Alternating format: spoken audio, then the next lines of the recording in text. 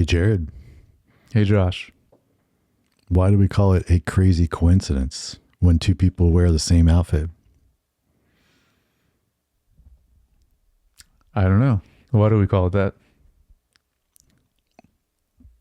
Well, isn't it just people shopping at Target? What? What? You gotta explain this to me. Like we shouldn't be calling it anything. We just call it people shopping at Target. Oh, you're just using that as an example. Yeah, okay. Yeah, I gotcha. Yeah, not really a crazy coincidence. You're right. Right. Yeah. Go for it. Okay. Why do we always think it's a coincidence is a sign? Why do we always think coincidences are a sign? Oh, because people always want some kind of deeper meaning to anything that they... Right, because like the universe is sitting there going, okay, I'll send him 3 owls in a Taco Bell commercial. Then he'll know it's true love. Yeah, exactly. Great example.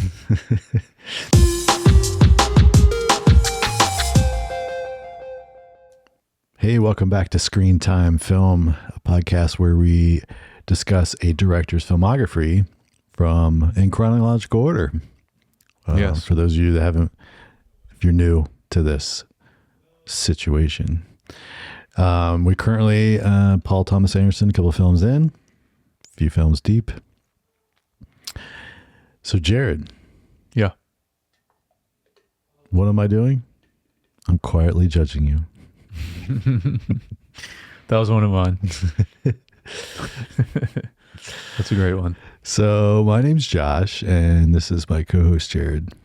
My name is Jared Youngbar, and I have lots of love to give. Nice. The other one I wrote down, now that I've met you, would you object to never seeing me again? That's a great one, too. All right, so today I was going to do the... I was going to try to PG-ify his beginning of his monologue on stage, Tom Cruise monologue on stage. Yeah, but it's so ridiculous. It's ridiculous and great. Well, it's a little. It's crazy. Little too R for what we normally discuss on here. At least the language. Yeah. Yeah. Today we're talking about Magnolia. Came out in 1999, released rated R, 3 hours and 8 minutes. Yeah. Oof. Crazy. An epic mosaic of interrelated characters in search of love, forgiveness, and meaning in the San Fernando Valley. Yeah. All right, so we got written San Fernando Valley. That's where they were. Yeah. So written and directed by P.T. Anderson. Of course, cinematography again by Robert Elswit. Yep. Composer John Brion. Yep. Sure. Either way. Yeah. And production costs. What do you think? I wrote something down for this.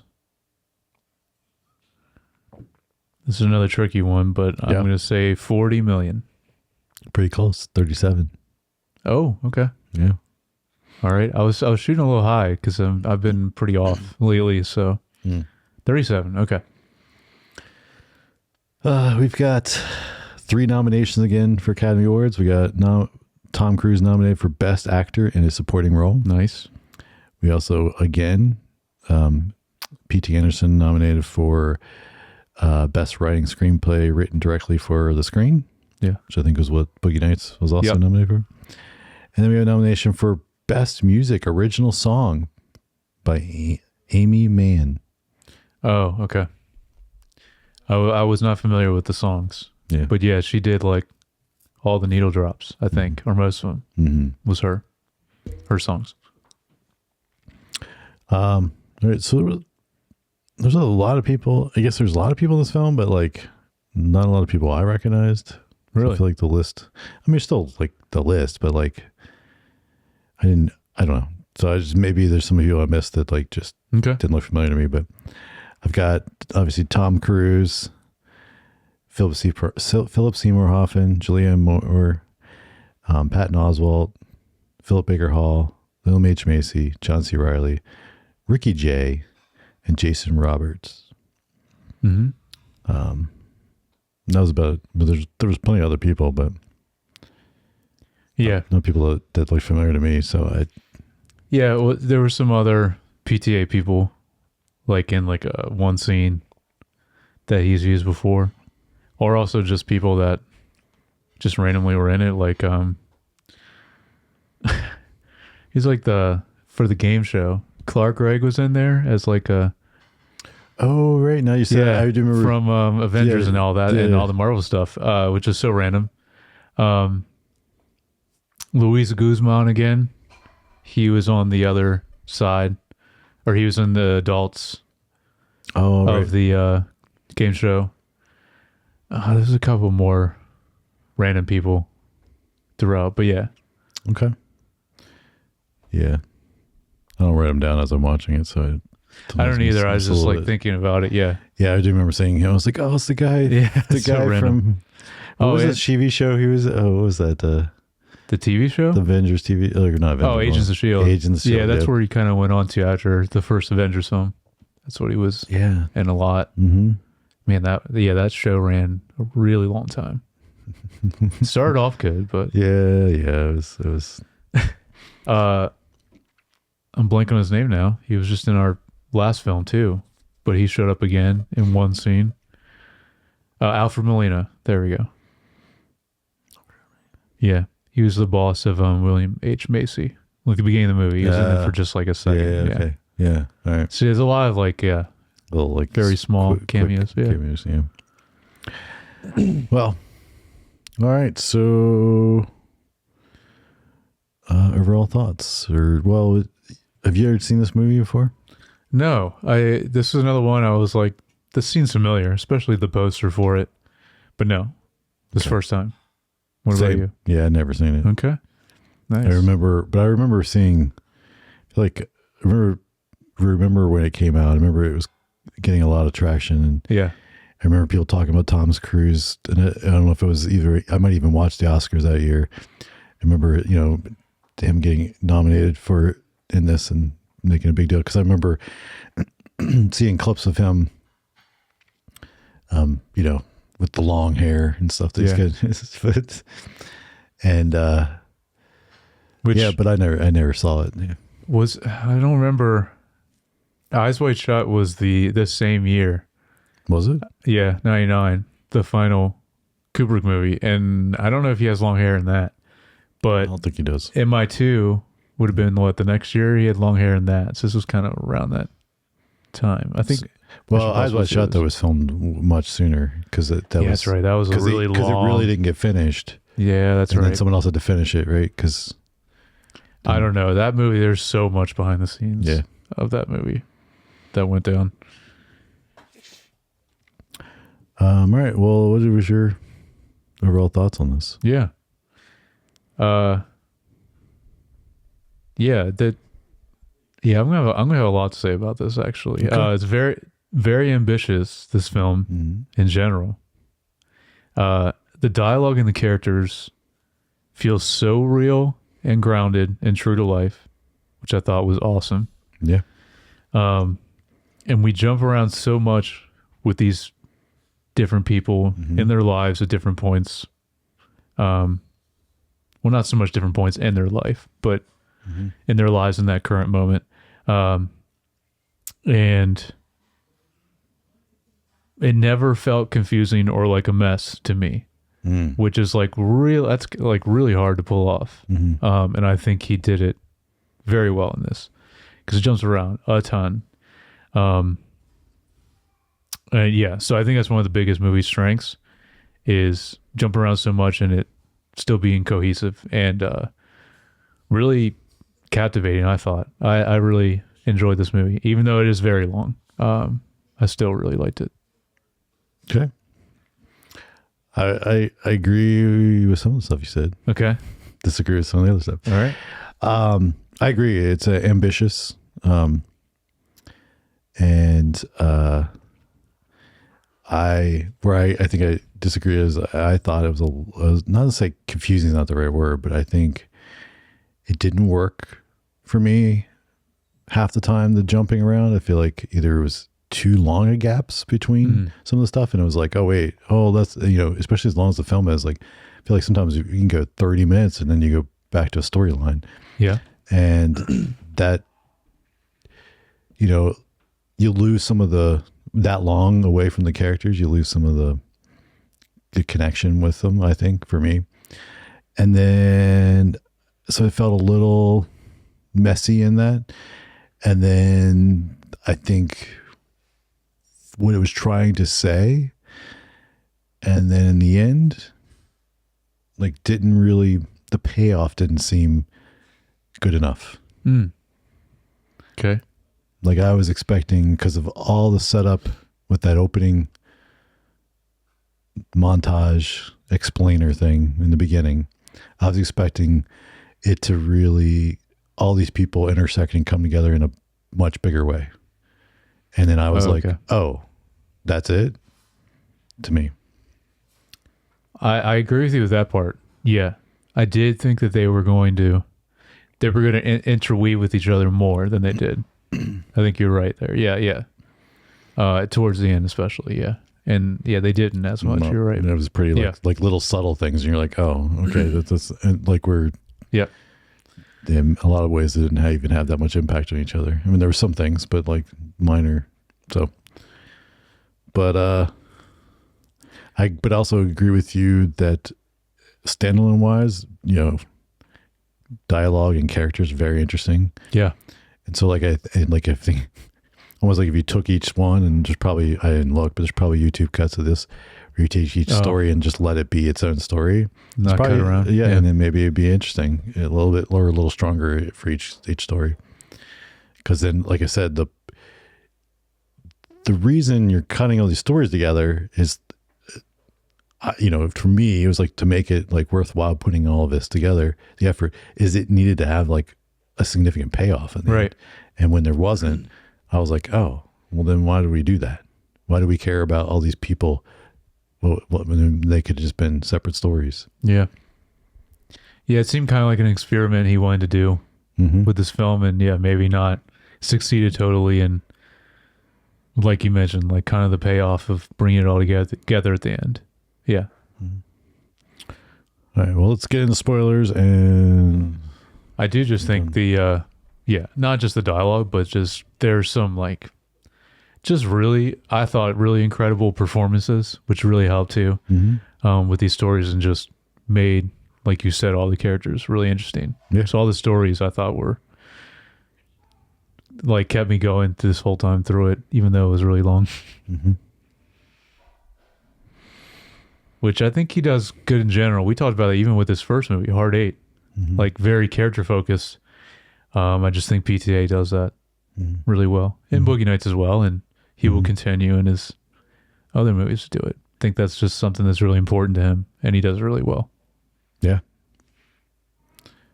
Cool. All right. Well, speaking of the opening montage and narration, what did you think of that? It was cool. I like the way. Well, that's a separate thing. What you're talking about. I was thinking more of like at the beginning. I think it's really interesting the way they start with like introducing all these characters and like seeing them like chaotically chronicling like their life and like cutting back and forth between them a lot. The way it sets up like that, I think, is really interesting when we do first get into each of the characters. And also I think it was really cool too. Until the very end, basically the whole movie, it's just raining constantly, this whole film, which I just thought was a cool touch. But the very beginning you're asking though. Yeah, I'm talking about Yeah, it was cool. Yeah, I liked it. When that section first ended, I was kind of confused. I'm like, what's the point of that? Then it made sense coming back to the very end with the narrator again. Then I was like, oh, okay, I understand. And obviously there's a through line through the whole story, which we can get into with themes and messages that has to do with that as well. Yeah. I do think, to me, I think, so I kind of, there's two things. One, if you, like, I feel like it was almost like a failure and kind of reinforces my point about like, if it's almost like, hey, this is what it's like. Yeah, the movie's doesn't really deliver on what it's trying to say well enough that you're not going to get it. So I'm going to have to put an intro in the beginning to explain what it's about. Oh, I see what you mean. Yeah. And so that's why, again, the payoff at the end being that it wasn't even like, would you even know that's the point of all of it if you didn't have, that intro explaining and then like the little bit of voiceover at the end? I would say yes, just because like there's when we get to themes and messages, I have some stuff to say about it. Like there's a pretty big through line with all these characters and what they're dealing with in the movie that I definitely could feel throughout the whole thing, that even if the narration wasn't there in the beginning and the end, I would still understand it. Okay. So we'll get into it. I guess it just resonated with me more than you. I don't know. Must have.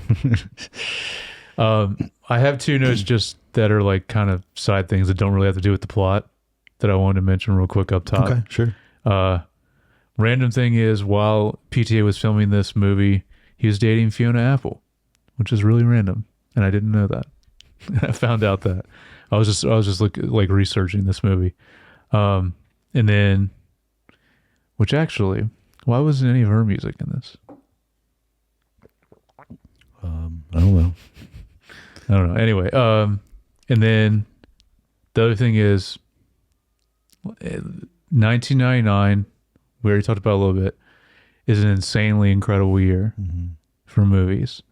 So I understand why this didn't win for anything. But like, yeah, I was just looking up some Magnolia, Fight Club, Eyes Wide Shut, we already talked about, and The Matrix. Just those alone. Well, yeah, like just The Matrix and Fight Club, Eyes Wide Shut, kind of the big ones. But Talented Mr. Ripley, Galaxy Quest, I'm just naming off some that like I really like. That came out in 99. Yeah, that are really good. American Beauty, which we covered. Which we covered and won. That one did win for something. That was that for the year? Yeah. No way. Yeah. Oh yeah. We must have talked about it on the pod, but I don't remember that. Yeah, that's did. crazy. Yeah. What? Over The Matrix and Fight Club. Yeah, I guess so. Well, here's some others: The Green Mile, Toy Story 2, The Sixth Sense, Being John Malkovich, Mystery Men, which is, I have a soft spot for that movie. That's Office Space, Cruel Intentions, Blair Witch, Big Daddy, 10 Things I Hate About You, Stuart Little, and The Mummy. There's plenty more, but that was like just a lot. Stuart Little's a classic. I know. But yeah, like insanely good movie year. So that would be the awards for the 2000 for the films, and right. That's the way they always do it. I just want to see what. Now that you said that, I'm just curious, like winners. Yeah, but when were they released? Because would that have to take into account of what was eligible? Because I just don't see. Well, no, it would have been the stuff that came out in 99. The award ceremony is in like March of 2000. Yeah. So when you look it up, it's always, that's how they break it down. So, there's one you didn't mention, I guess. Oh, yeah? Yeah. Honoring movies. Yeah. So the Academy Awards that came out in 2000, honoring movies that were released in 1999. Winner for supporting actor. Where's the full list? Okay. Actor in leading role. Kevin Spacey won for American Beauty. Russell Crowe for The Insider is nominated. Oh, yep. That's great. And Sean Penn for Sweet and Lowdown. And then Denzel Washington for The Hurricane. Okay. Still, though, like... Yeah, okay. Supporting role. Actor in a supporting role. Michael Caine for The Cider House Rules. I love Michael Caine, but that's crazy. And that's who won. That's crazy that he won. And then Tom Cruise for Magnolia. And then Michael Clark Duncan for The Green Mile. Jude Law for The Towns of Miss Ripley. And then Haley Joel Osment for The Sixth Sense. So those were all the nominees. But Michael Caine won. I think maybe a lot of it was, I think people weren't ready for The Matrix and Fight Club in 99. Like those are very, although I know especially Matrix did Here's another film you didn't mention. Fight Club was like very like, it was not popular when it came out though. That became popular. Yeah, there's more. Well, Boys Don't Cry, because that's Hilary Swank won for Boys Don't Cry. Yeah. For actress in a lead role. But Annette Bening was nominated for American Beauty. Yep. And then Julia Moore, The End of the Affair, not even Magnolia. Oh, I don't even know what movie that is actually. Meryl Streep for Music of the Heart. Okay, yeah. And supporting actress in supporting role, Girl Interrupted. Yep. Angelina Jolie, Toni Collette in Sixth Sense. Yep.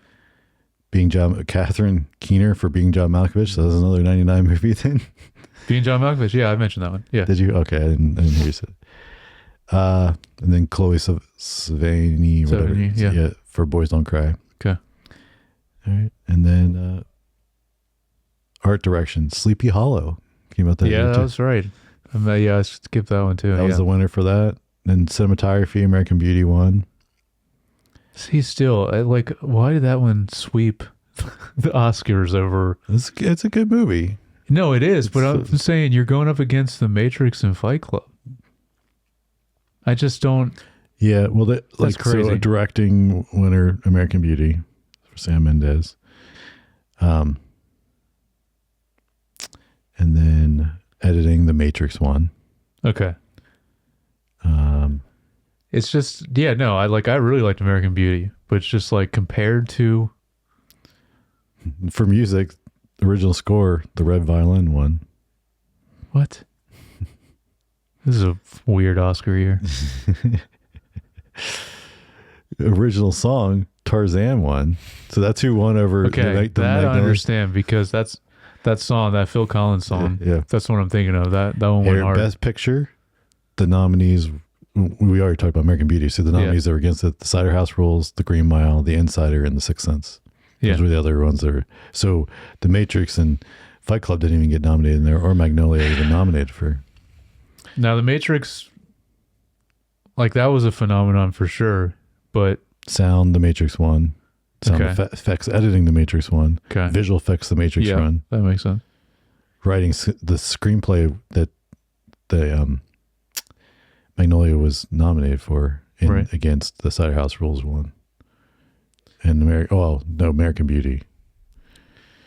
One for it's just directly to screen, and then the other one was adopted. It's interesting. I know. And that was a little side tangent. No, that's okay. I wanted to mention, just because we did cover American Beauty on the pod, but I don't know how many movies we've covered so far that came out in 99, but it's just like an unusually great movie year. But yeah. And I think Magnolia deserves to be up here with them as well. But I think I liked it a little more than you. Yeah, you did. Well, it's like, I think, like I said, that individually, the performances and the writing, I found interesting. But as a cohesive whole, I think it missed.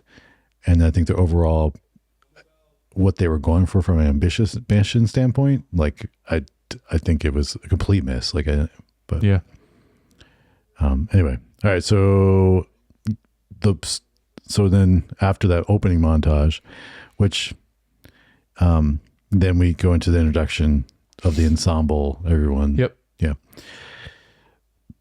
I think this, like you said, worked well. It's a good start. Again,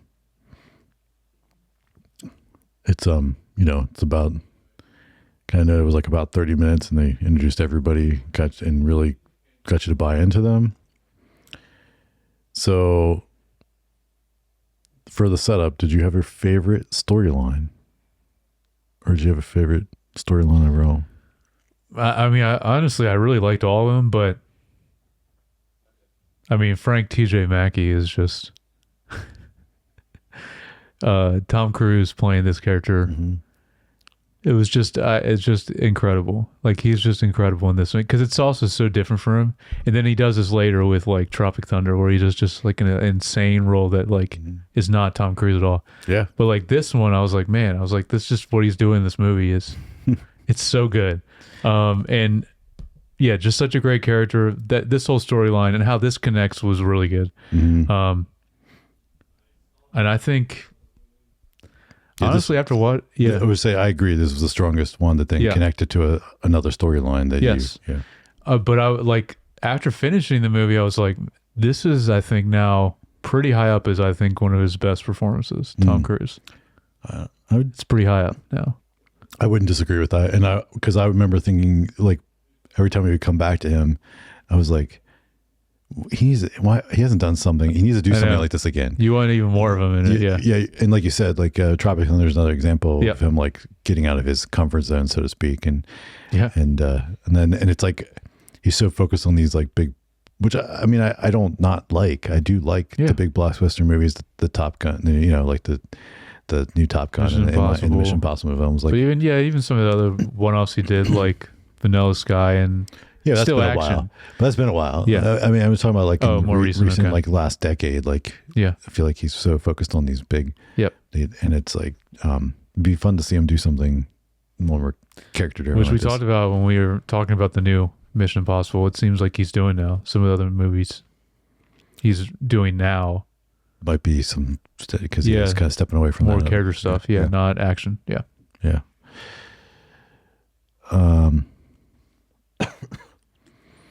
So was that your favorite also, was him? Yeah. Well, I didn't just, like you said, there's so many good quotable lines. Oh my gosh. Yeah. And then also it was funny, I was thinking like, we've seen thinking about, we've seen some resurgence of this type of thing, which it's been like 25 years on like social media though. Like you've got these guys that are kind of doing this extreme, like, I don't know what you say, like, pickup artist type. Well, just like the extreme, like misogynist, like I guess, like about it, the like type of person he is. Yeah. Like I've seen like that kind of crop up some around, and so yeah, it was made me think of that too. Yeah, but I mean, in around this time, so 99 or 2000, I wouldn't have been as aware because I was 12 or 13, but was this big then, or was this just something that PTA wanted to put in this movie? Like, was this like pickup artists, like self-help for men type thing? Was this big? I don't know. I don't late remember 90s, either. early 2000s? I don't remember. I was curious about that, if that was like a thing. Yeah. Because like it's not just like the normal motivational speaker. It's like the self-help.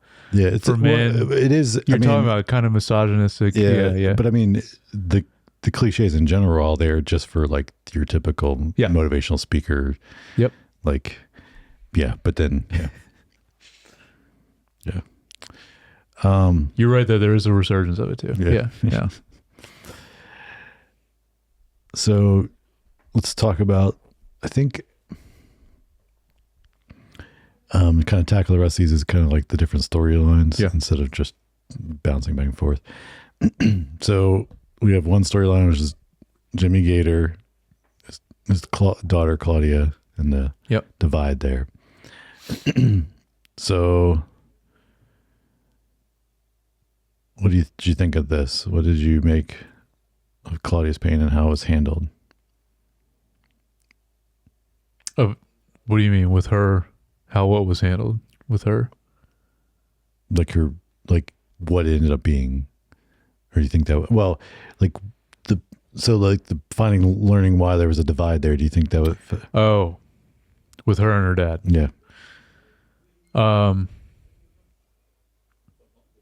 mean, it's messed up and really sad, but I think it was effective. And at the end, when his wife asked him like, "Hey, is this true, or did you ever do anything?" And he's like, "I don't know." Like, I think the implication is he did, and I guess he was either didn't want to admit it or was too drunk or high or whatever at the moment and didn't really remember too much. I don't know, but because it's not really clear if he really did anything to her, but I think he did. Yeah. But yeah, no, I think all that was effective. And again, we've been praising him since we started PTA. Phil Baker Hall, amazing, amazing actor. What do you think of that? I think I think her character though is a little weird. Oh, see, I liked her. I liked her character. Yeah, I liked her, but and I and I liked his. I think we didn't get. How says?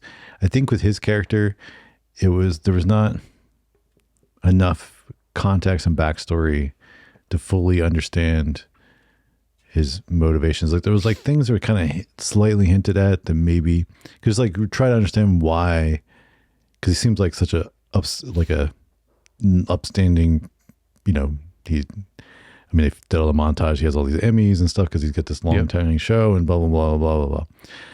But like obviously, if he doesn't even know if he did something to his daughter, unless it's like there's trauma there that just never even like was brought up or something. There's to have like that kind of dark thing. You need like more depth to his character to believe it almost that he did that, something like that. And that's where it was like, it kind of felt a little bit far-fetched to me when he finally said that. I was like, oh, that's a weird thing. And so like, I just feel like, the first part where he's like, I cheated on you before, like, and you're like, okay, yeah, famous guy in Hollywood. Hollywood, he's been on this, I'm sure some women have thrown himself at him. Yeah, this game show for how many? Yeah, they don't say how long he's been doing it for, but probably several decades. Yeah, it just kept saying the longest running. Yeah. So like that part wasn't like to me far-fetched, but then it would go in a deeper, and then I was like, oh, this is why his daughter doesn't like him and why she's so messed up. And it's like, well, what was it? Why did he do that? Like, because again, like something, you feel like you would want some kind of understanding of like why he would even be remotely motivated to do something like that. Yeah. So I don't know. I don't know. Of course, that being said, like, I think, well, this is even at 3 hours, because you got like all these plot lines, it's like technically you don't have a full movie in any of them, right? Mm-hmm. So then you've got to, because like obviously the more any moment of like saying, hey, this is something that should have been in there, means it's gonna be even longer. Yeah, and I wonder how much he filmed anyway too. Or how much got cut. Yeah. Like, what was the length of his first cut? I know, right? Yeah, because we were wondering that with Boogie Nights and some of that. Yeah, I imagine I don't think there was ever a director's cut for this though, but I think this might have been one where he actually did have more control over. I'm assuming that because of the success of Boogie Nights, they probably were just like, sure, you can do it. Didn't he say, after that, no, it was in trivia, he put the title there in the shot so that they couldn't have him change the title for Boogie Nights, because he had that problem with the Hard 8. He wanted to call it something else. Yeah, but I still thought it was effective, and it was like all that, especially him trying to, especially the beginning when he tries to reconnect with her just to tell her that he has cancer, and then and all that happens to him progressively over the game show segment, I thought was great. Yeah, all that was good. All the game show stuff was interesting. Yeah, that was fun. I feel like the side character of the kid, smart kid, was like a little, because like that didn't get fleshed out very much. No. And you're kind of like, well, why is the dad sucks. Yeah. Shout out to the kid actors in this movie though, because they were all really, especially him, but like all the kid actors were good, because there's also the kid with I guess he comes back slightly at the end, but the kid at the beginning with John C. Reilly. Yeah. Because then he pickpockets yeah, that's right, Julianne Moore's character later. Oh yeah. When she's in the car, yeah. But yeah, no, I thought all the kid, because we talk about that a lot. It's like it's hard to get kids to act well. Yeah. Yeah, all of them did well in this. And then we have the John C. Reilly's character, the police officer, kind of because he's not blanking on his name. What's his character's name? Yeah, that's what you call it. I am too. But yeah, police officer Jim Curring. I don't remember even hearing that name in the movie. Officer Curring. Okay. Jim.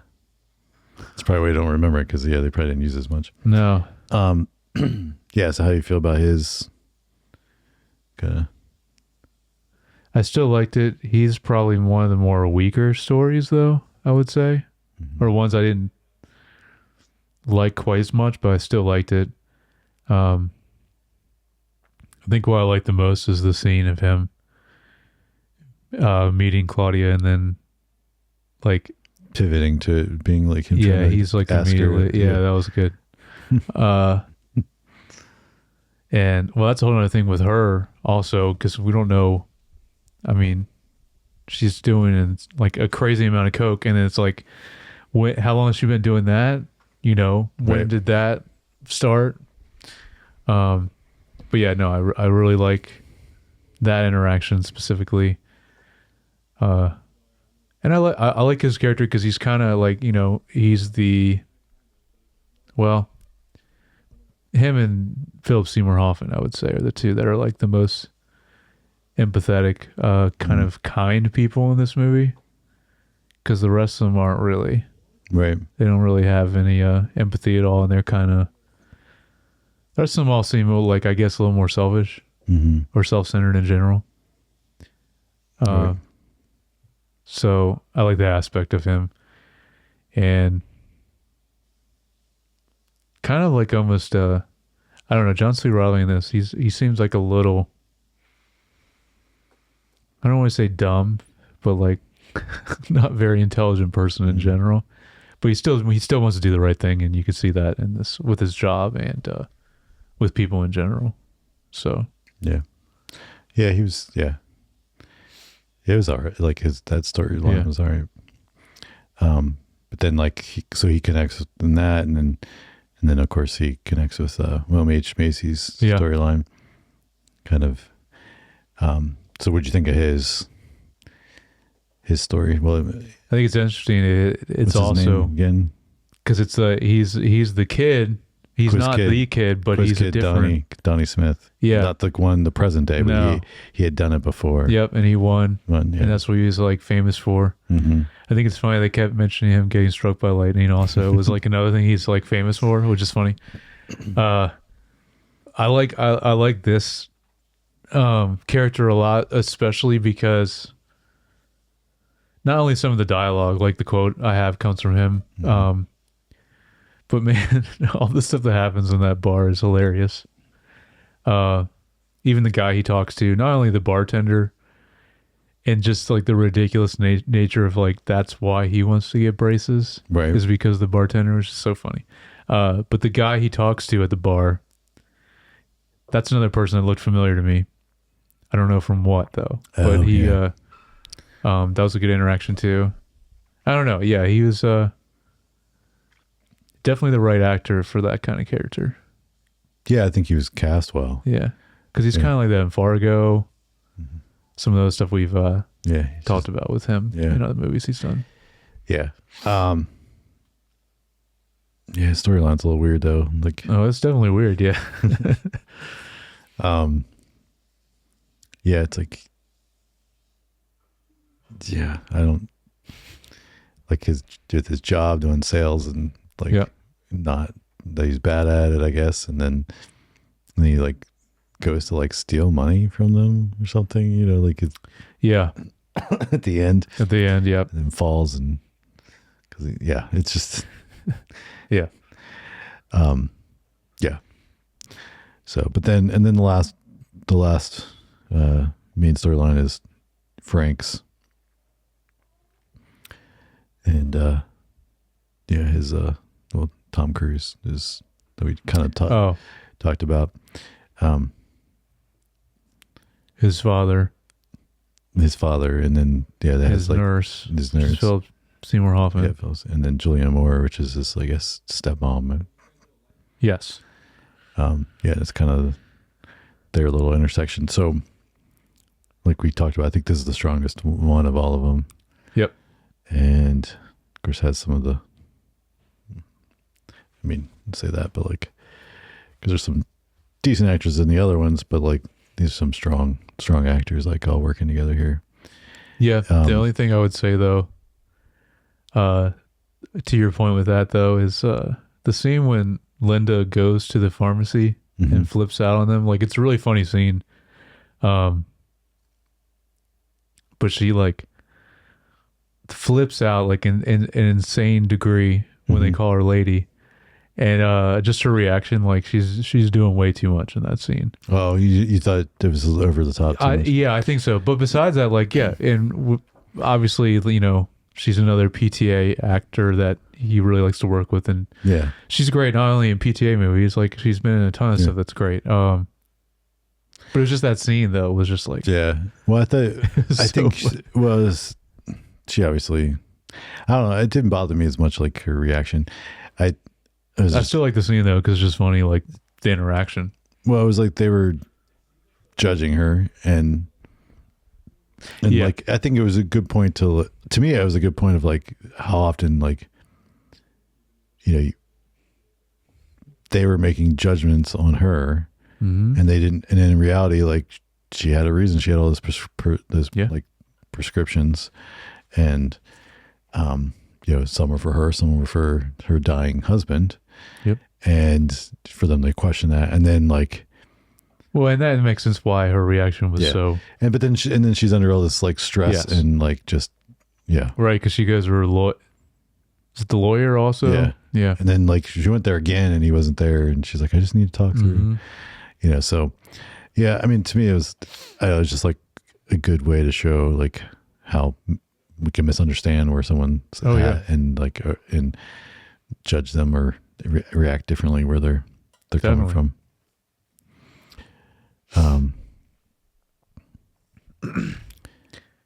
I have one thing that this is pretty much, I think, the only thing I didn't like in this movie. Is I would say, I guess, the beginning of Act 3. Is when they do a collection of shots of everyone singing this song. Oh yeah, I didn't like that either. That sucked. Oh, yeah, I was like, why? I know, but that was literally the only thing. Everything else I really liked in this movie, but that was just weird. No, I wanted to call out. Now talking about Frank / Tom Cruise, and that's like, when the reporter interviews him. Like, yeah, that's so good. That scene is awesome. Yep. You know, and also see him start to squirm as she like brings up some of the stuff later, but like yet she's like playing him, because even eventually like she like gives him kind of commands like to sit down, sit back, put the mic on, and and he like listens, which is funny because it's like the reverse of like at the very end of that. Yeah. Kind of because he even up until that point, even like he's being himself completely, even when which I thought was a really cool framing to go into cinematography a little bit, is when he stands up. You see her, but it's just like him from like his waist down. But then shortly after that, to your point, it's like when she kind of like she flips that dynamic completely after that. Yep. All right, so then we got to talk about the frogs. Yep. This is my final note.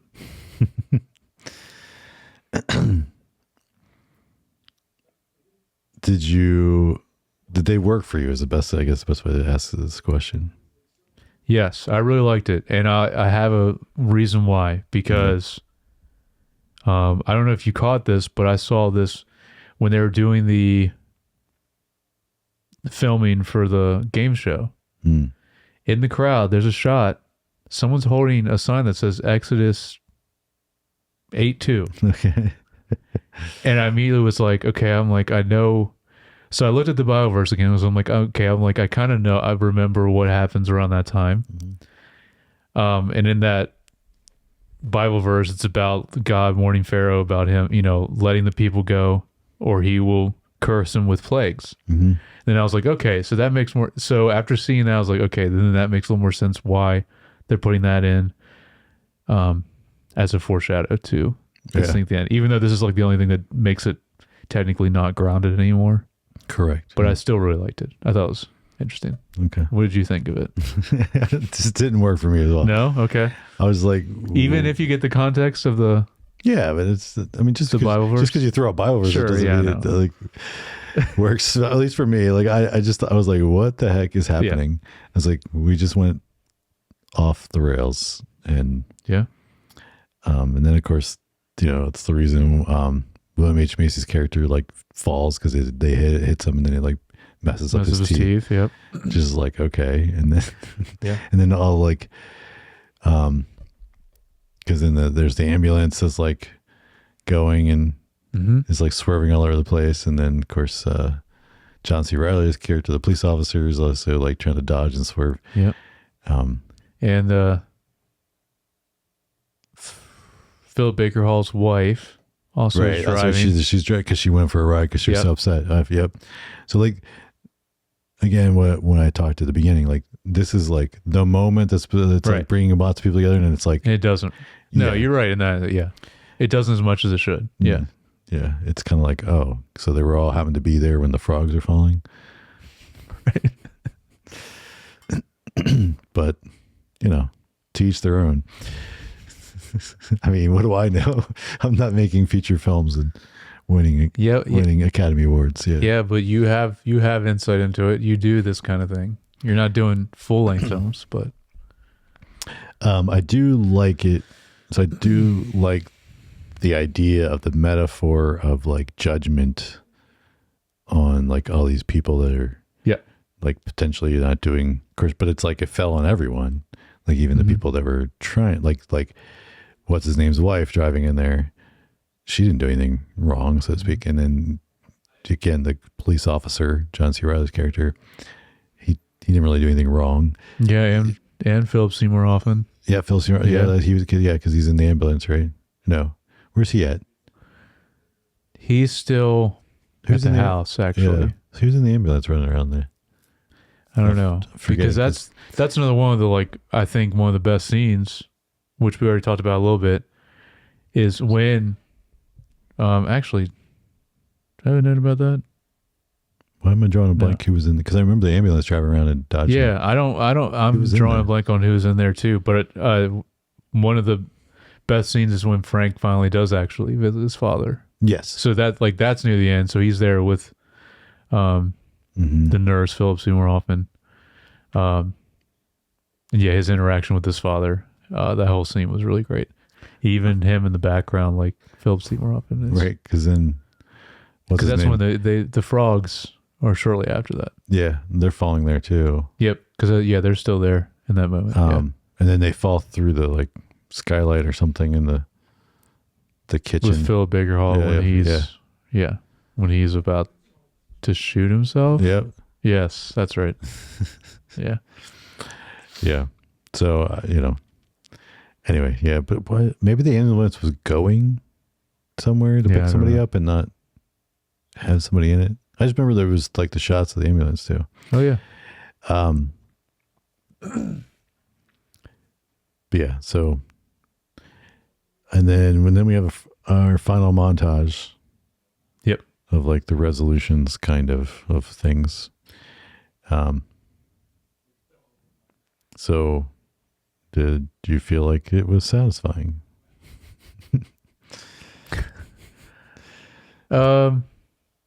Somewhat, but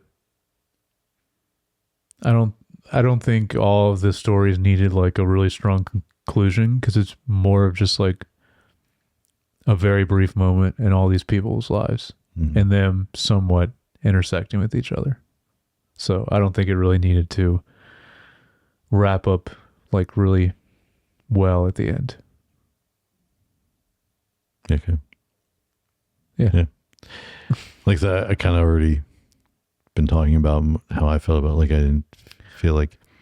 No, and the part you talk about, I do agree with it. It should have tied more at least together with or intersected with the characters more. I agree with you with that for sure. Just the payoff, I think. Yeah. Like could have been better. Like just a little more meaningful, a little more I don't know. And then of course the fact that it was with the frogs and stuff kind of makes it weird. So, I was wondering, yeah, that's interesting. I was wondering if you were going to like the frogs. That's funny. I like it. And you don't. That's funny. yeah. Well, it's again, it's like a grounded, a whole movie that's kind of grounded, and then like, yeah, no, I get there's that. something like in there. Yeah. Just kind of feels weird. All right.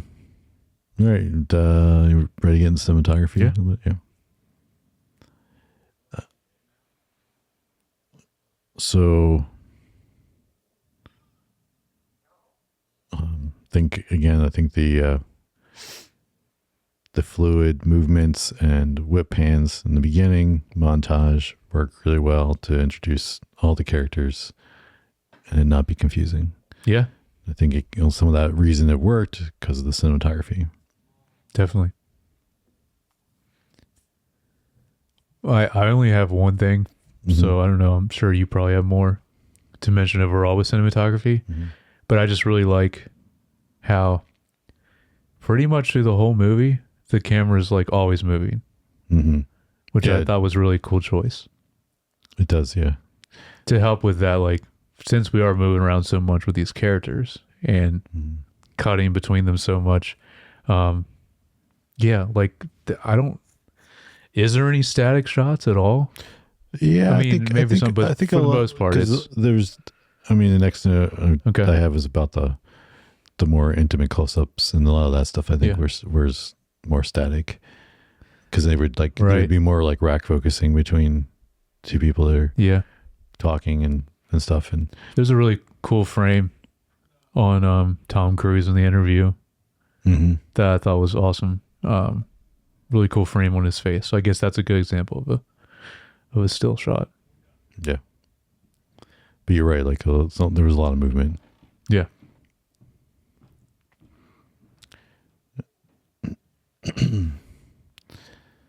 But to your point, I like it. I like that. Even the way it was run, I thought was really cool and interesting. Like, had some creative movements, which was nice.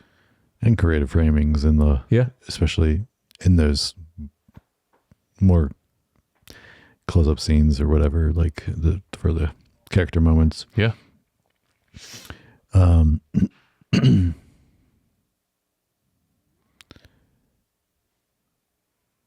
So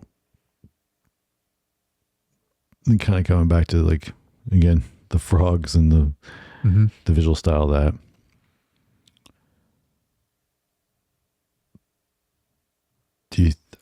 Again, it felt a little over top, but like that's when they kind of introduced like slow motion and did some things like that they hadn't really used to kind of make it feel more surreal. And I think those choices, like if I, as a cinematographer, maybe making some of those choices, regardless of I agree or not, because it's not my decision when you're a cinematographer to be like, hey, do we do frogs or not frogs? Like, that's not your decision. Yeah. I think that stuff worked if you're trying to make it feel surreal. And like, so I thought that was a good choice in how they were shooting that stuff. I agree. Also, man, all the frogs look surprisingly good and real also. I'm assuming like a lot, at least there was like a lot of practical stuff used. Maybe we'll see. But at a certain point, because it gets so many, it's like... Yeah, there's definitely has to be some CG. Yeah, and it looked good. Yeah. Yeah. And then last time was just like, I think also it was a smart choice to, like the final montage has a lot more stillness to the camera to make it feel a little more resolution, because like you said, it's a little bit very active camera and a lot of the stuff up to that point, but then post the frogs and everything kind of it's a lot more still. And I think again, another good choice from a storytelling standpoint, regardless of how I feel about the ending. Like I can disconnect from. So, but yeah, that's just kind of my general notes about that. Nice. Music. Yeah. Do you have anything? Well, that same little notes of little like thing that was from Heart 8 that was used a lot. Then it was used in that scene in Boogie Nights. They used it again, a hint of it in that opening montage in the explainer thing. Oh, I didn't notice it again. And I was like, this again? That's fun. That's funny. Though it's very distinct to me, like, and it stood out. And in retrospect, I guess in Heart 8, I should have talked about it because, like, once I heard it again, it was like instant recognition. Yeah. And then now it's used less in this than it was even in Boogie Nights. Yeah. Boogie Nights, it's like, this was just like one hint of it mixed in there with a bunch of other crap because that montage is pretty quick and stuff. But it was like there, and I was like, oh. And I don't know, maybe because a lot of times I watch this stuff with my AirPods on and stuff, and so maybe I pick up on it a little bit more easily. I'm not. Yeah, no, that definitely could be true because I'm watching it on a sound bar normally. Yeah, not with headphones. Because I could see, especially the Boogie Nights one, like it's there. Yeah, this is like it's so quick and like in the mix momentarily when they cut to something really quick and it's like there and it's like out. I could see missing it if you didn't have like distinct in your ear, like so. But yeah, I was just like, oh, we're here again. That's interesting. 3 for 3 so far. Yeah. Now I'm like curious, at least as long as this guy's scoring things, if we get it again. Yeah, we'll see. That'd be interesting if they put it even in a little bit, like each movie. Yeah. Yeah. What about you? I really, especially because it's a lot of when the score is happening, is a lot of strings mainly, a little bit of horns too. But I really love the phrasing of the score in a lot of these scenes. Just really effective. I really liked it a lot, and it's not in there a ton, but when it is, it's really great. I thought it was awesome. Yeah. Cool. All right. Well, themes and messages. Yeah. What's this movie about, ultimately? Well, I think a lot of things. Yeah. I think there's a lot of different things. Number one, I would say, is probably forgiveness with all these characters, acceptance, and moving on. So I think the through line especially, that's all what this was. All these characters throughout this movie are trying to move on from something. So that was the main through line that I noticed. Mm-hmm. And in conjunction with also, I guess, forgiving something that happened to him previously. Mm-hmm. Like that was there with all of our characters. So I think that's the main through line with this. Okay. Yeah. I see that. I don't know. Is there anything else? Well, I put my note was like more exploring whether things are coincidence or fate. Oh yeah, that's the point of the or what you were talking about with the narration, the intro and outro. Yeah, which is kind of more of the theme of trying to connect everyone together. Yeah. But I mean, you're right. Like everyone's they're trying to move on from something. Mm-hmm. And a lot of them, I guess, either they're ignoring it and then once they stop ignoring it, then they kind of can actually move on. Oh, yeah. Yeah. Yeah. Cool. Well, any final thoughts before? Oh no, we got trivia. So, yeah, trivia.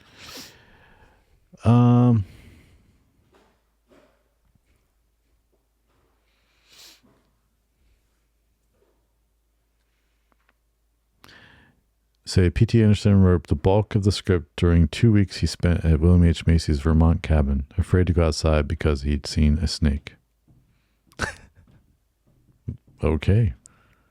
Okay.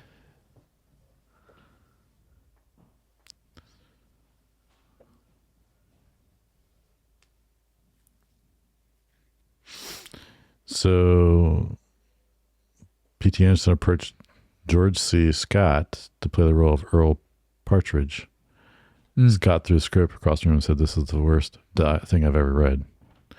Wow. He also said Marlon Brando was also considered for the role. Oh, that would be interesting. Mm-hmm. Claudia was the first character created. The other characters were branched off of her. Which is funny because I wasn't as familiar with that actress. Mm-hmm. That's funny. He started with her. Speaking of, P.T. Anderson made a visit to the set of Eyes Wide Shut when he offered the role to Frank T.J. Mackey to Tom Cruise. Nice. So yeah, like I said, that was filmed before. Yeah.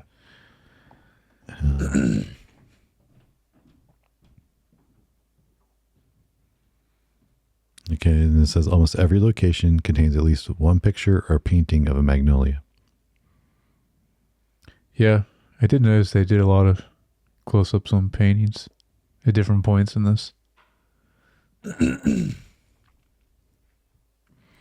Says New Line wanted to push the film as a Tom Cruise movie, but P.T. Anderson refused, saying it was an ensemble piece, and he ended up designing the poster and editing the trailer himself. Nice. I think he's done that a lot now. I think he does his own trailers. I don't know about posters, but it's a bit weird. I think I don't know about designing a poster. Like maybe I would want to be heavily involved in that, but definitely the trailers. Like I don't see why more directors don't. Like I feel like that would be, especially. Very but important. I mean, my background in marketing, like right. I would care about the trailers. Yeah, you'd think a lot more directors would want to. I definitely would care about that. I would be like, I mean, it's your vision, like as a movie as a whole. Anyway, why wouldn't you? If you just be like, nah, someone else can do it. That's like that would be weird. Yeah. Well, I think it's more a person, not someone else, but it's like. As some studios might demand it. No, it's more like as a filmmaker, you probably are like, oh, they're the experts in marketing. Let them take care of it. True. And because I imagine like not all filmmakers have a marketing mindset like I do. So that's because that's my background. Yeah.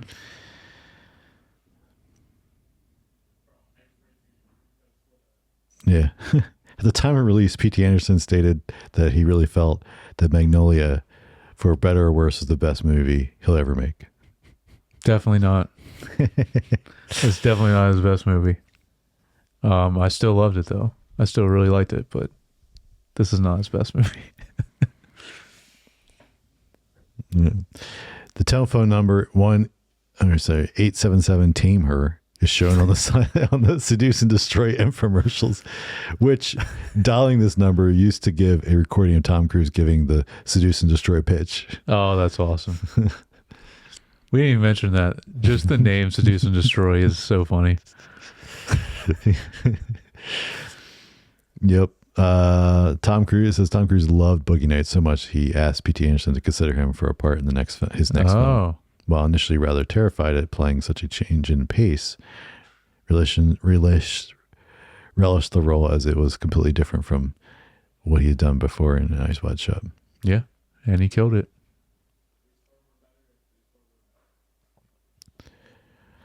After success and critical and financial success of Boogie Nights, New Line said they would bankroll whatever he fancied making afterwards. Yep, that makes sense. And he said it was unlikely he would ever be in that position again. So I guess that's why he got away with this long of a movie. Because normally they'd be like, no, you can't have this one. Musician Fiona Apple is responsible for many of the paintings seen throughout. Oh, okay. All right, so she's involved somewhat.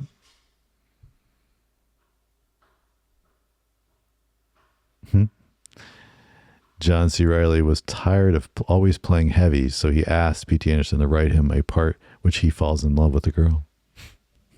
Okay.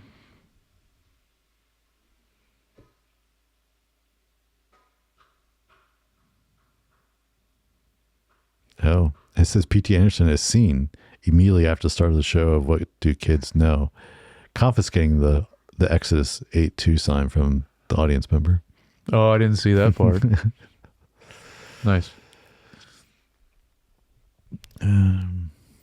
Yeah, I feel like it's about the gist of it. Cool. Yeah.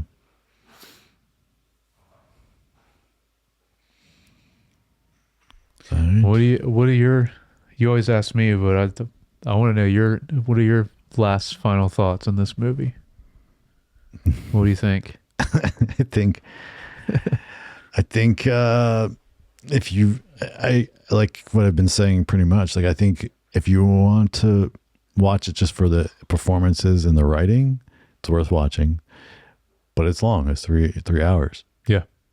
But just, I don't think, lower your expectations for the overall plot and story, because I think the interconnectedness goal and ambition, like I said, missed the mark. And so if you go into it lowering your expectations on that, like, which is, like I said, like the setup, and which is, like, again, I don't want to sound like it, but like, I feel like you obviously missed the mark if you have to have a whole intro setting up your premise, being like, here's what we're gonna do in this movie, and then do it and I think if you had written that better to have that stronger impact in the end, you didn't need that at the beginning. Yeah.